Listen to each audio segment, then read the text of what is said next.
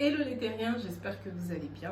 Aujourd'hui, on se retrouve pour parler de mes 3 livres que j'ai lus en début de quinzaine du mois de décembre. Alors, je vais commencer par le livre La honte de Annie Ernaux que j'ai lu en tout début de mois. C'est ce livre-ci.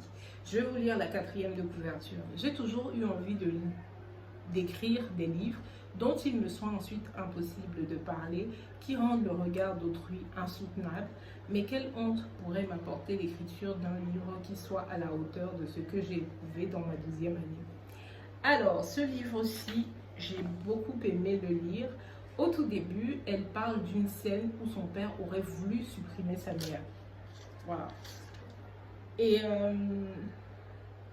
en fait, selon moi, l'autrice convoque un sentiment vieux comme le monde, la honte. Dans une conscience claire des situations vécues, elle parle juste d'une sensation de honte qui fixe le vécu hors de toute signification.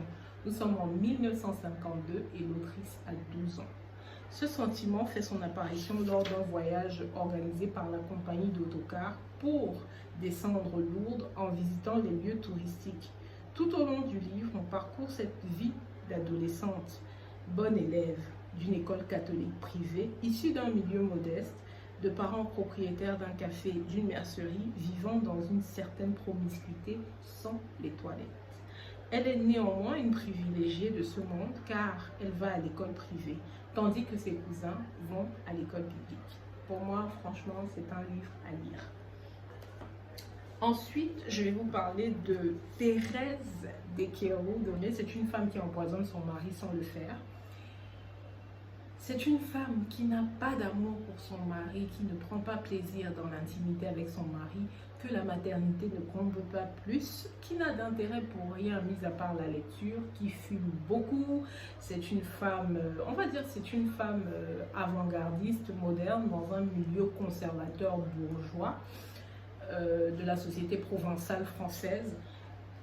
Alors, quand elle commet cet acte odieux qu'elle ne commet pas vraiment, hein, peut-être par omission, mais qu'elle ne commet pas vraiment, elle va se retrouver face à la justice. Son mari va prendre sa défense, il va la dédouaner de cet acte-là, et avec en tête de reprendre le contrôle de leur vie maritale, de frapper du poing sur la table, c'est-à-dire que ça va être un mariage d'apparence, ils vont se montrer en public, notamment à l'église, et les gens seront horrifiés de voir cet homme qui a failli y passer à cause de cette femme, les voir ensemble à l'église. Thérèse va demeurer impassible, mais dans l'intimité, ce qui se passe est plus grave, parce qu'en fait, elle va vivre une situation d'enfermement.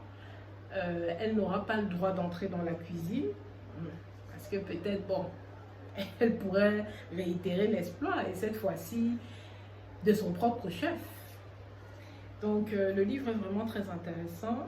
Mais ce qui est encore plus intéressant, c'est qu'on sait que Thérèse n'a pas, à proprement parler, d'engouement pour la gente masculine, mais il y a quelqu'un qui va venir susciter son intérêt. C'est Jean Azevedo, dont sa belle-sœur Anne est très amoureuse et est prête à tout pour le retrouver et tout.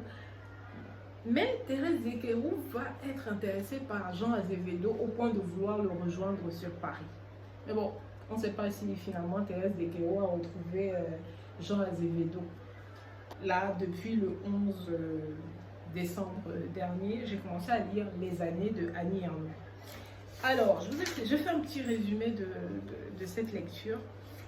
Alors, reconstituer un temps commun, retrouver la mémoire collective dans une mémoire individuelle, celle de l'autrice, rendre la dimension vécue de l'histoire, regarder en soi pour y trouver le monde, saisir le changement des idées, des croyances et de la sensibilité, sauver quelque chose du temps où on ne sera plus jamais. Ce livre, c'est un livre que je recommande parce qu'en fait, c'est un puits d'histoire en fait. C'est un puits d'histoire. De la fin de la Seconde Guerre mondiale jusqu'aux années 2000, le parcours qu'a fait le monde. Dans ce livre, tout est écrit, tout est relié. C'est-à-dire, ce qui m'intéresse davantage dans ce livre, c'est notamment la place qu'avait la religion avant les années 60-70 et ce qu'est aujourd'hui la religion dans le monde. On parle des attentats du 11 septembre. Je pense qu'à un moment dans le livre, on demande, l'autrice demande au lecteur où il se trouvait le 11 septembre 2001. Alors moi c'est simple, le 11 septembre 2001, j'étais à l'école. Oui, j'étais rentrée déjà de l'école et j'étais en train de faire ma sieste. Et quand je me suis levée, la télé était allumée, on regardait France 2 et on voyait comment les avions percutaient les tours jumelles. Voilà, c'est là que j'étais le 11 septembre 2001.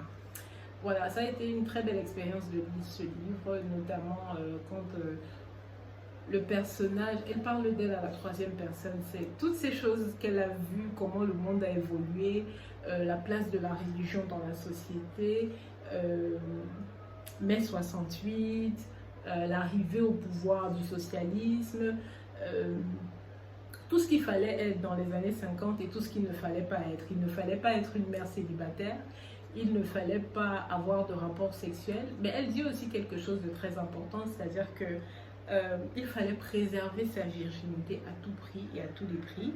Et pour ça, on avait le moyen de jouer à des jeux charnels entre filles et garçons. Elle parle même de la... Bon, voilà, je m'arrête là pour aujourd'hui. Et je ne sais pas si ma culture littéraire, plus qu'il n'en faut. Voilà, merci beaucoup d'avoir regardé cette vidéo, j'espère qu'elle vous aura plu et à bientôt mes chers terriens.